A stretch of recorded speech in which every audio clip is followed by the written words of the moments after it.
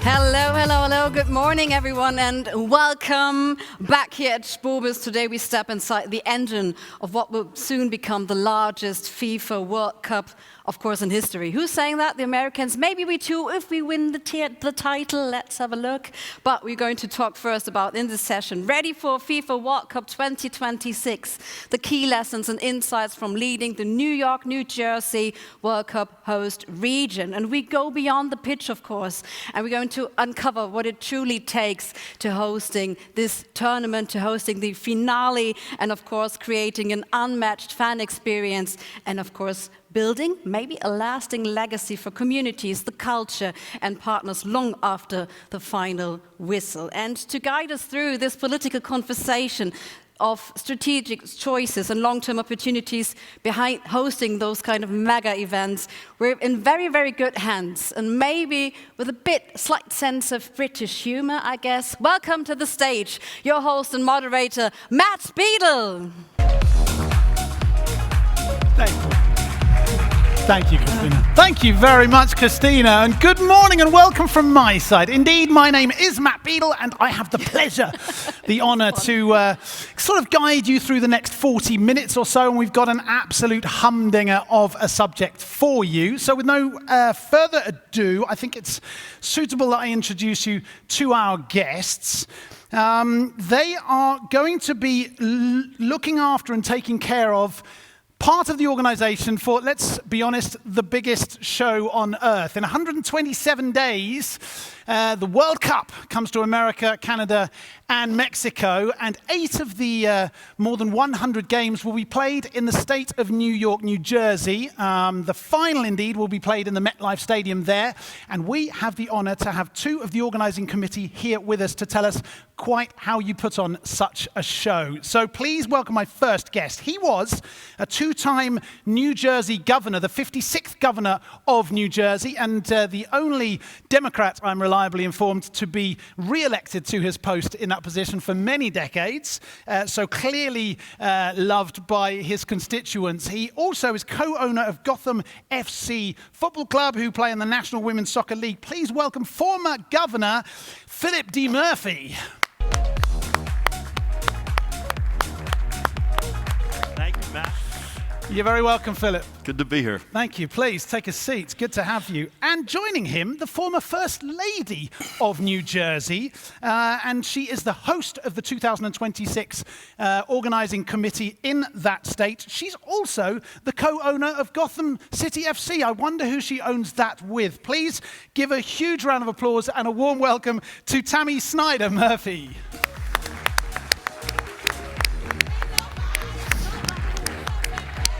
Hello, Mrs. Murph. Hi, Philly. Have the 2 of you met? Never. Please take a seat. Take a seat. How nice to have a family affair here. This is good, isn't it? So you can mix business with pleasure, have a trip to Germany, and get some work done, right? Absolutely.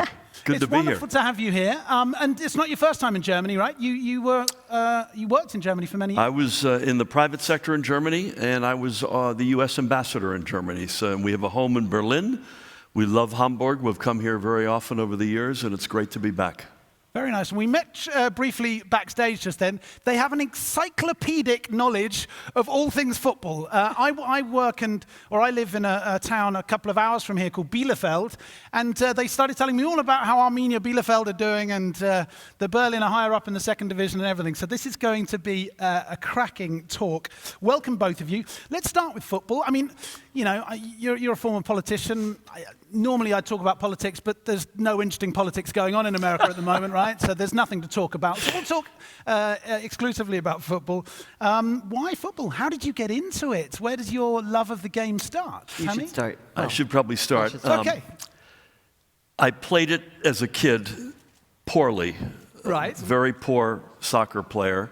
One of my best friends growing up was the son of Scottish immigrants, and we used to listen to Glasgow Rangers games on a transistor radio on Saturday mornings together. Oh, nice. Played it, started to love the sport. Then I worked, as I mentioned, in the private sector in Germany, in that case in Frankfurt, so I got a little bit familiar with Eintracht Frankfurt, but more importantly, we have a fan. some Eintracht fans here.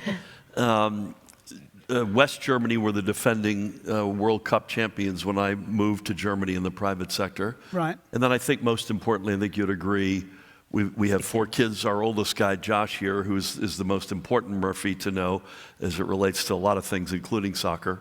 All of them played it. We play it as a family. Tammy has been the chair of Gotham FC, which is the champion women's team in America. So it's a long story, but it's a good story.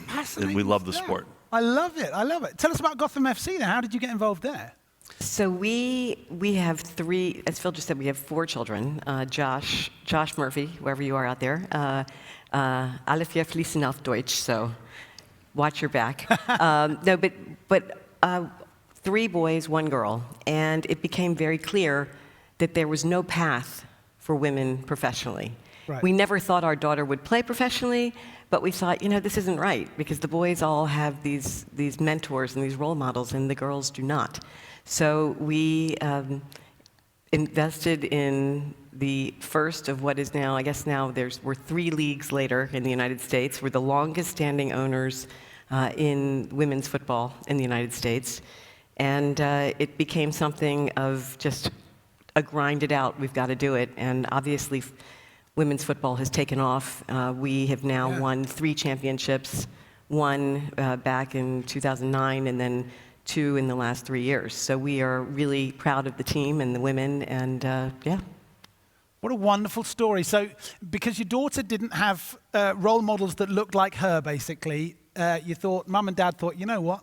We'll help build this industry, build this sport up so that our daughter and girls like her can have a goal. Yes, alongside some partners of ours. But yes, all of us felt the same way, and we've been very dedicated, and we are, as I said, we're the longest standing club. At the time, perhaps the stupidest financial decision we ever made. Oh, definitely. Undoubtedly. That's gotten a little bit better. But it was a weird mismatch. You had the American women top 2 or 3 in the world almost always, yes, but no professional league in America. You had the American men who were always striving as a national team, but you had the Major League Soccer, which has been a quite successful league over the past 30 years. That mismatch made no sense to us. Good on you. So if something's broke, you guys go and fix it, don't you? Well, we try. We try. I like it very much. So as I mentioned in the introduction, you live and work in New Jersey, right? Or do you live in New York? Jersey, baby. In Jersey. Okay, I'm a Jersey baby. I'm a huge Bruce Springsteen fan. So he senses best. I bet he does. I bet you call him Bruce, don't you? But the Jersey region, I love it too. I love the arts movement there, the cultural movement, live music, those kinds of things.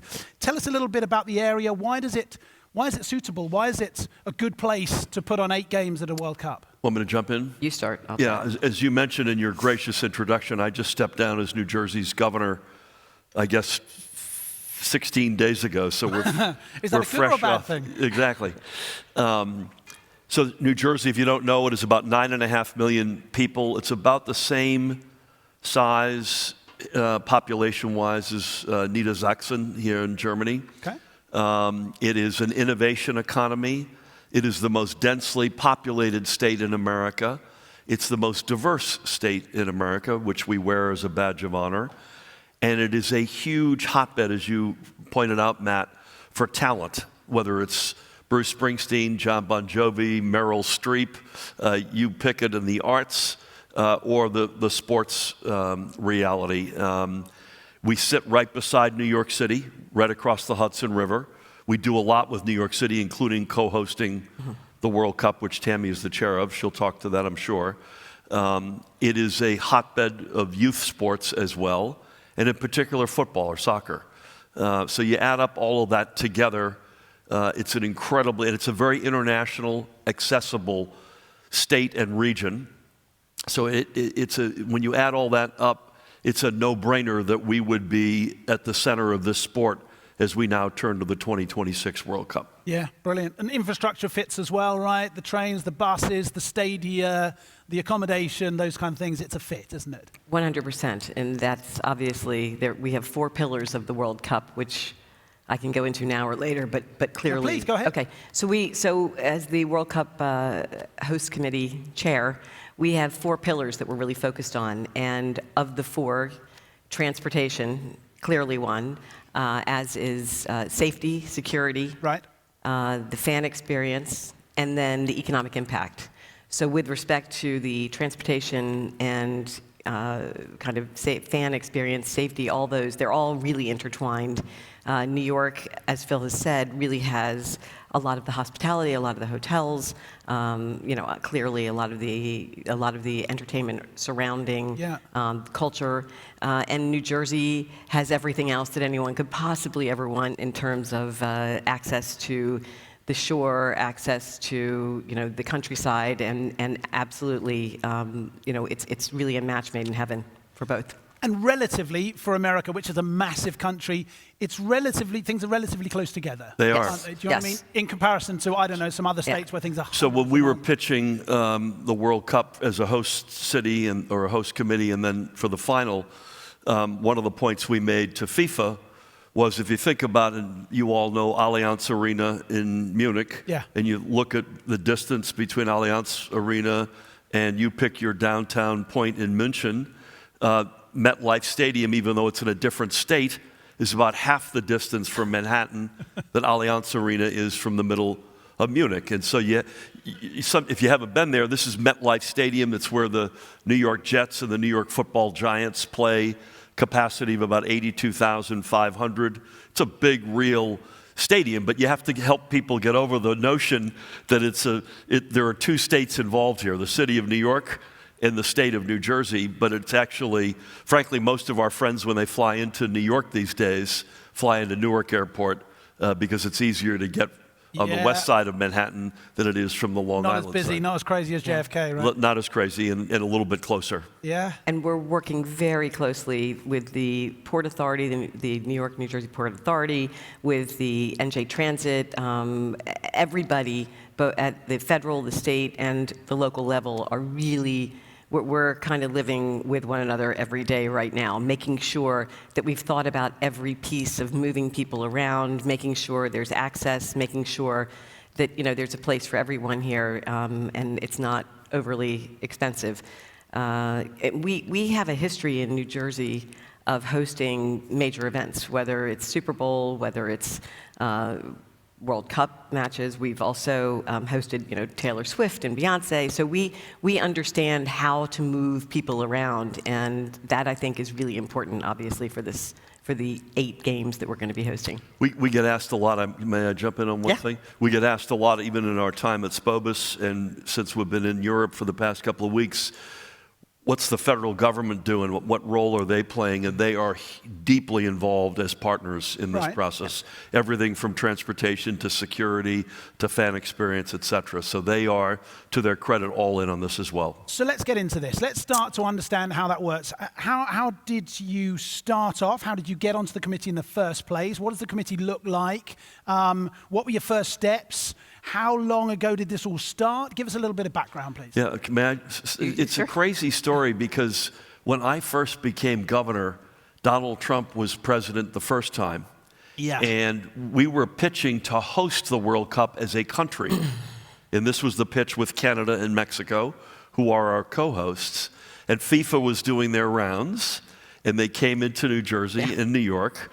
And I stood up on behalf of the Trump administration and said, they will do whatever you need them to do in terms of all the stuff that you need a federal government to do. So we pitched this as far back as a country in 2018. Right. We started to pitch it as you should jump in, as a host committee. Bill de Blasio was then mayor of New York City. He and I were the honorary chairs. And we started pitching that probably about 5 years ago. And then the process went from selection of host committees in cities, both US, Mexico, and Canada, and then ultimately a pretty intense competition to get the final. And that took several years. Yeah, I want to talk about the final in a moment because that's fascinating. But tell us about the committee, which you chair, right? Yes, I chair it. So we are about 10 or 15 strong at this point in time, and there are primarily a lot of people who are working to help raise money alongside FIFA, so we can, we work really closely together with FIFA to try and make sure that we can pull off the fan festivals and all the other pieces of this puzzle that are so crucially important. Yeah. Some New York, some New Jersey. I've been very, very careful. I've been trying to make sure we are not partisan. I'm trying to see around every corner and ensure that we are we all have a good working relationship, but that we also are being very thoughtful.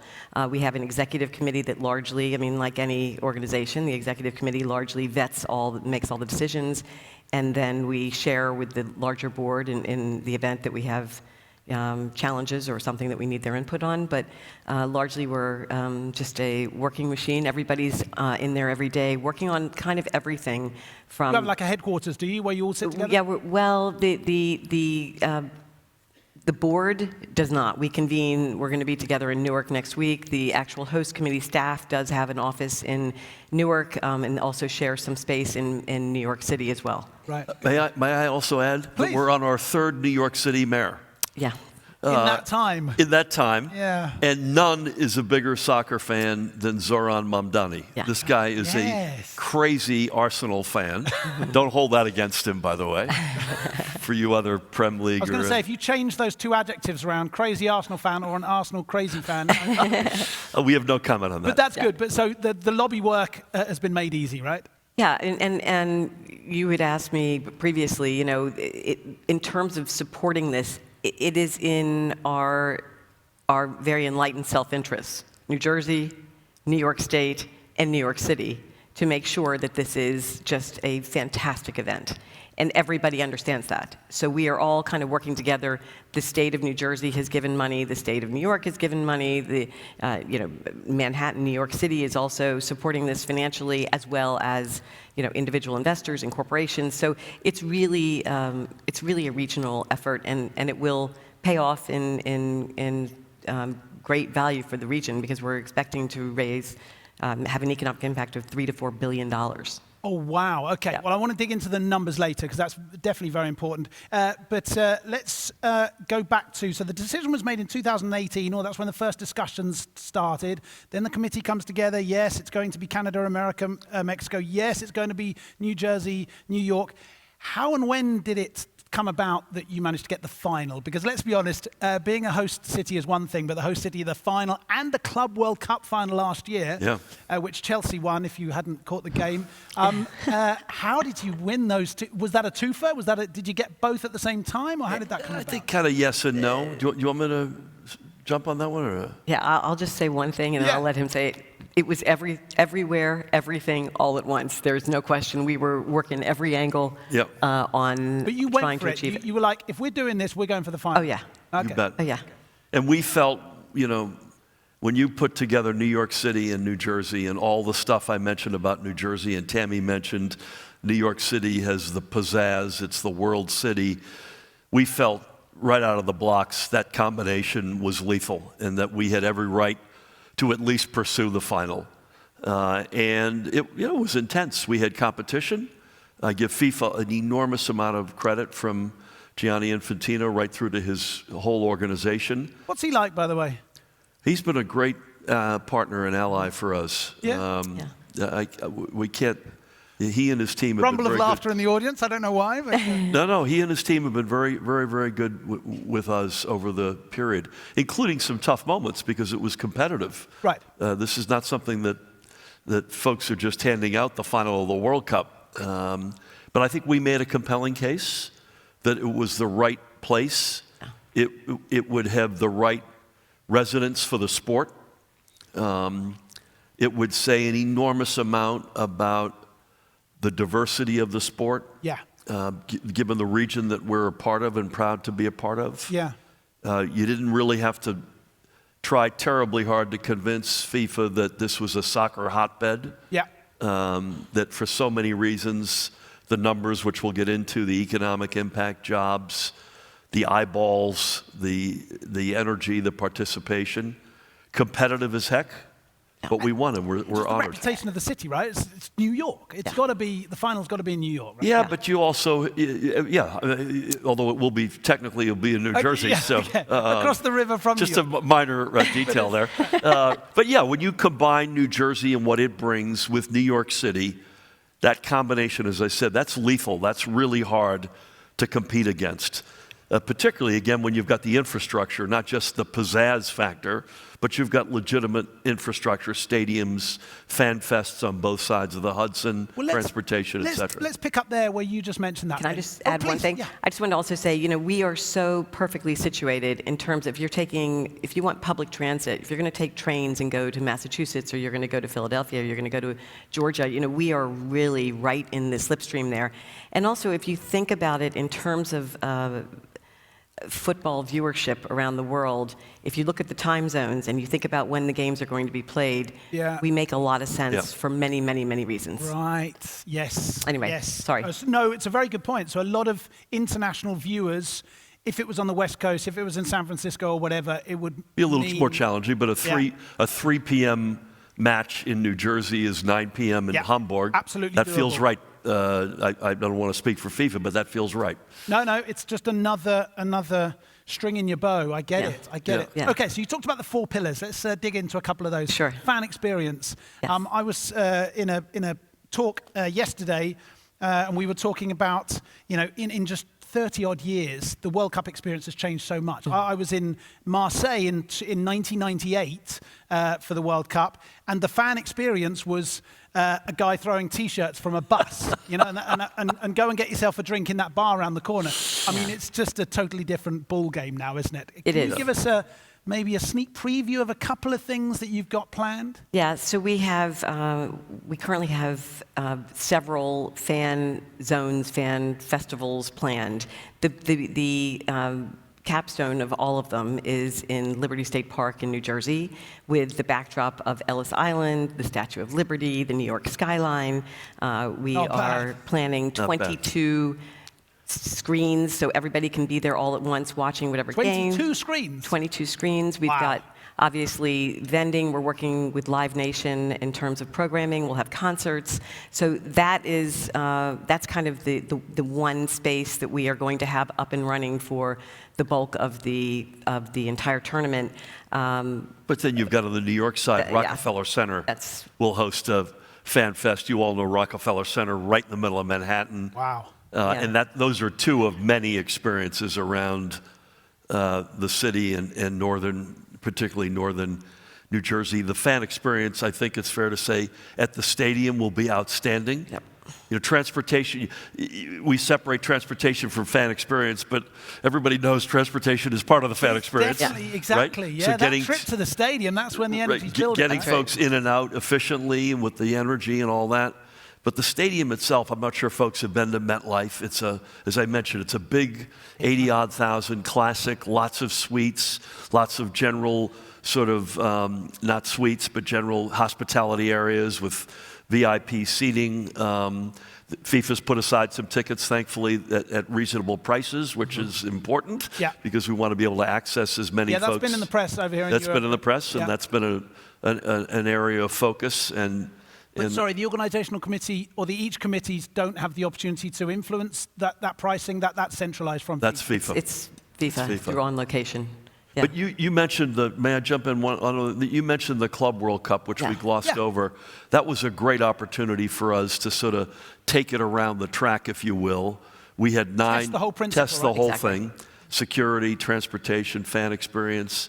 We had 9 matches at MetLife, 5 early round, and then the last quarter, both semis and the final. And those last 4 games sold between 75 and 82,000 tickets. Folks got in and out, thankfully, and with relative ease. That was really important for us to be able to have that experience, to live and learn and apply that to this year, right? Yep. I think that's one of the reasons why we had so many matches, for sure. Yeah, that's correct. I just want to throw out there on the fan experience. We also are having, Phil mentioned Rock Center, we also are going to have an activation at the U.S. Tennis Association as well. So there's a lot going on. That's where the U.S. Open is played? So there's a lot. There are many activations, both official and unofficial, that are going to be happening, and we're supporting all of it. Fascinating stuff. The Americans certainly know how to put on a party. That's definitely true. Let's talk numbers then. You said it's going to raise some money, but it's also going to cost some money. Obviously, you don't have to show us an Excel sheet or anything like that, but maybe you can give us a rough idea of how the funding works? How much of it is centralized? How much can you draw down from FIFA? How much needs to be, I don't know, local government contributions or private equity contributions? Could you give us a rough idea of how that works out? Yeah, I'd say up front, much of the funding has been supported by government, by New Jersey, by New York City. And as you can well imagine, the setup costs are real. Yeah. And we were discussing earlier that, it's really only now occurring to a lot of people that the World Cup is coming. And so many of the businesses that are buying suites or those who want hospitality seats and everything, the monies are not really due. Part of it is due up front, but there's a lot of front-ending the costs. So we work hand in glove with FIFA on that to make sure that we are meeting our obligations with them. We're getting the stadium. The stadium is already under construction now. But sorry, so the deal is that after the tickets have been bought, FIFA will give you some money back, but you have to go up front and build these fan festivals. We work with you them. have to do these. We work with FIFA. FIFA's kind of in its own bucket by itself. The host committee really lives and dies on its own. You guys will raise how much in total, do you think? Between government and private, a couple $100 million? Yes, more than a couple $100 million. More than a couple $100. Yeah. But the economic impact, I think you said this, is $3 to $4 billion in the region. Exactly. So you don't have to be a math major to realize positive. Yes. Okay. Yes, so the two states are hoping to come out with a bit of a couple of quids. Yeah, economic impact, of course, is in the broader economy. Yeah. So some of that goes to government through tax revenue, et cetera. But more importantly, it's $3 to $4 billion in the economies of New Jersey, New York City. It's how many jobs do you think? 26,000 jobs. Wow. So we're expecting between 1 and 2 million visitors just for the World Cup. Just for that. In the region. In the only. region. If you think about everything else that goes on there, it's the hotels will be full, the cafes will be full, the bars will be full. Exactly. The bodegas, everybody's going to be everywhere. So it's. I'll give you an example. I mentioned diversity and internationalists. New Jersey has the largest Portuguese-speaking population outside of Portugal and Brazil in the world. Right. So our first match in New Jersey, 6 p.m. on June 13th, Morocco, Brazil. Brazil is camping out in New Jersey. Their base camp is in New Jersey. So you just take that one game alone. For a reason, right? Right? Yeah. You go to the East Ward of Newark, if anybody out there knows Newark, New Jersey. It's transformational. It'll feel like you're in Lisbon, right? Exactly. So just putting a little bit of, the way I think of the host committee is putting some chum in the water in terms of seeding this and then having an enormous amount of positive economic blowback from that. And you know what I'm trying, when you travel around the suburbs of New York, New Jersey and stuff, like you said, it's a very diverse area. You go through Little Italy, and then you go through Little China, and then you go through Little, do you know what I mean? Yeah. And I can imagine that there are going to be moments where different cultures sort of take over the whole area with their color and their music and whatever. We have about 130 different nationalities just in this space where we're talking about. So you're exactly right, and it depends on which street you go to in which city, and you will find a different. I mentioned the Portuguese-speaking community or the population. Morocco has a huge diaspora in Paterson, New Jersey. That place, so Brazil, Morocco, will be almost unlike anything we've seen. Plus, the Germans are playing a first-round game in New Jersey.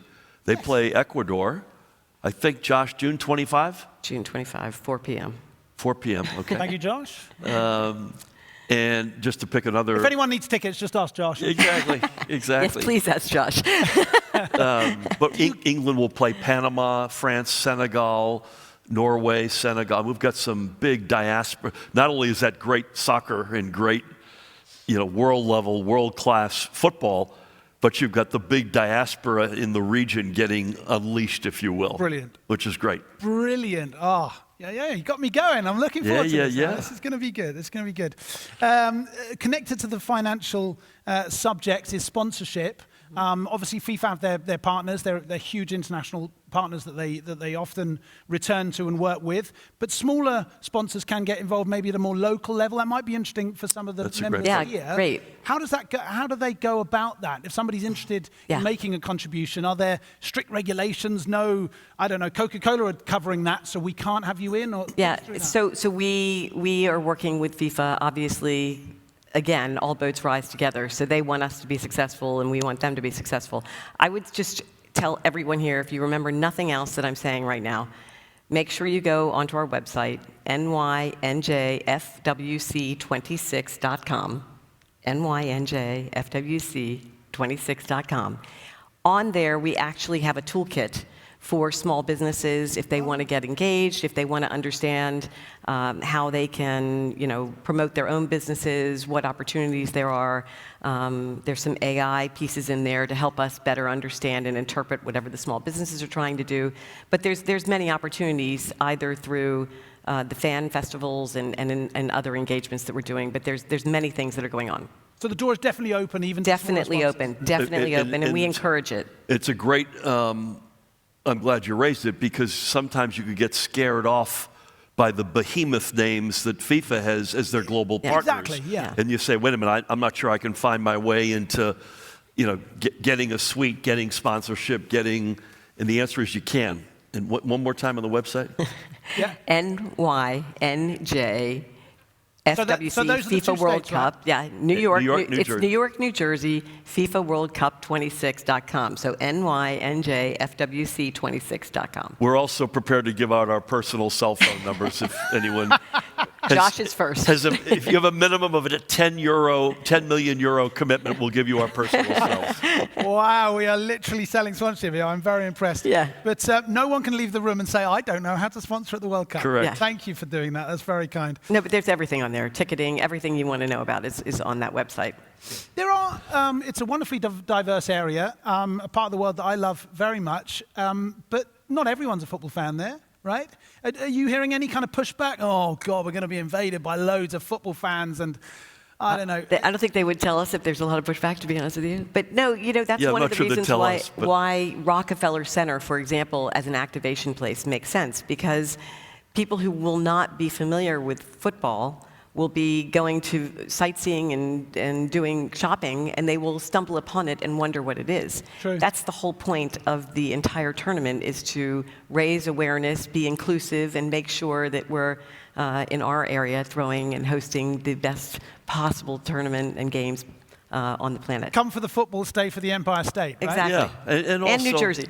We mentioned the diaspora, the pride that you get in your community, whether you're a football fan or not. We saw this in the '94 World Cup. Yeah. There's a famous match between Ireland and Italy. People still talk about it. Unleashed passion. Two large immigrant groups in America, right? Huge immigrant groups in America and in New Jersey and New York.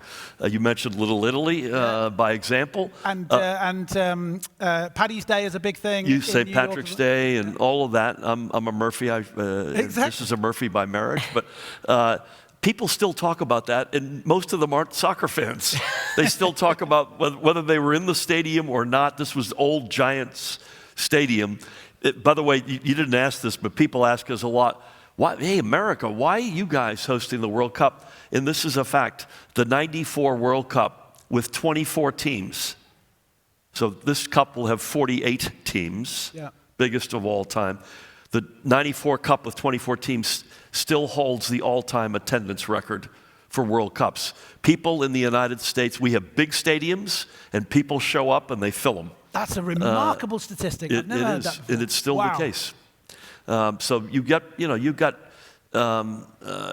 Dallas's stadium in Arlington, Texas, SoFi in LA, Seattle, MetLife. And some of those aren't even NFL stadiums, right? Some of them are, one or two of them are college stadiums, aren't they? Yeah, no, in this case it's all NFL. Oh, is it all NFL? In the old one, it was not. In the '94 Cup, it was not. Tammy also mentioned the Northeast. One travel tip I would throw out is come to the New Jersey, New York nexus, and you're in a little bit of a nice banana between Boston or Foxborough, which will host, I think, 6 matches, MetLife, 8 matches, including the final. Philadelphia, Lincoln Field, where the Philadelphia Eagles play. I think they've got 5. They have 5? That's right. But they've got, by the way, they've got the match on July 4th, which is the 250th birthday of America. Oh. But you could camp out, hopefully in New Jersey, but you could camp out and you're in very close proximity to 3 host cities. A couple of hours to each stadium, Very right? easy to get to. And you say camp out. This wasn't on my list of questions, but are there camping opportunities? I mean, for somebody on a smaller budget? Yeah, absolutely. We have RV parks and camping grounds all throughout the state. Most folks won't do that. The big hotels are more in New York City than in New Jersey, but we've got tons of hotels as well. That'll be, I suspect, Airbnb is obviously become a big weapon for folks to use. But Partner of ours. Absolutely. If you've got an RV and you rent one and you're a recreational vehicle and you want to drive around, there are plenty of opportunities for you. Okay, for my last question then, a little segue to another great bit of American culture, Hollywood. What maybe my favorite Hollywood film is Back to the Future, right? You guys have you've got a DeLorean. You can go 10 years into the future. It's 2036. You're looking back, just like you just reminisced on the 94 World Cup. You're reminiscing on the 2026 World Cup. What did it look like? What did you have to do to make those memories positive? Well, I'm going to answer more what I hope it looks like in hindsight. I mean, our goal is to make the region stronger than what it would be in advance of the World Cup. What does stronger mean? Stronger for me means stronger communities.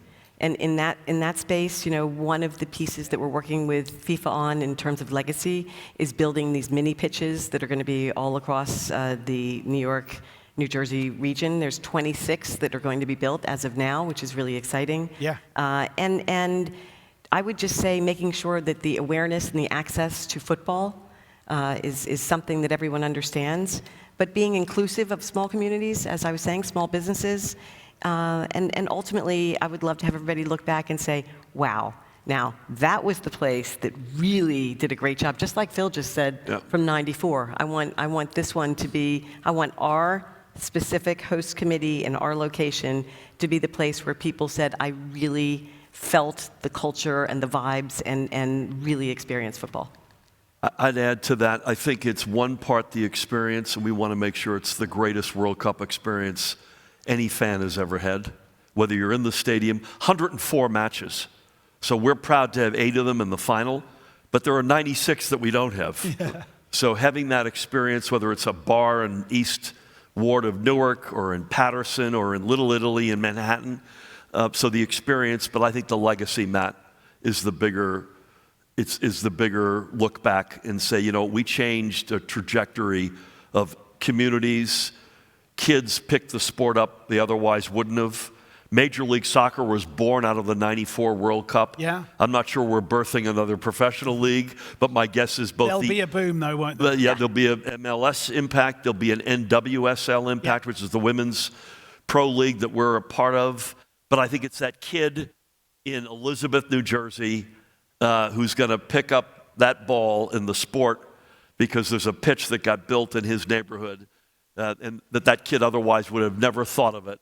And 10, 20 years from now, how that has impacted that kid's life, that to me is the ultimate legacy here. And giving them access to the fan festivals. So not everybody is going to be able to get into the stadium. A lot of people are going to have that exposure through the fan festivals, and that's really important to us, making it accessible. Our conversation started with your passion of football, and it's ended with your passion of football and the local area and what you want to provide and contribute. It's been an absolute joy. Can I hear a huge round of applause for my 2 guests? Yeah, hear. Thank you. Mr. and Mrs. Murphy. I have to say one thing. Can I say one thing? Thank you for having us at Spobis. I know Spobis, Thanks, you never tout your own horn. You never blow your own horn, but Spobis is the biggest, best sports conference in the world. So, thank you. What a wonderful thing to say. Give yourselves a round of applause. Thank Phil you, and Matt. Tammy Murphy. Thanks, Okay. guys. Take a short break.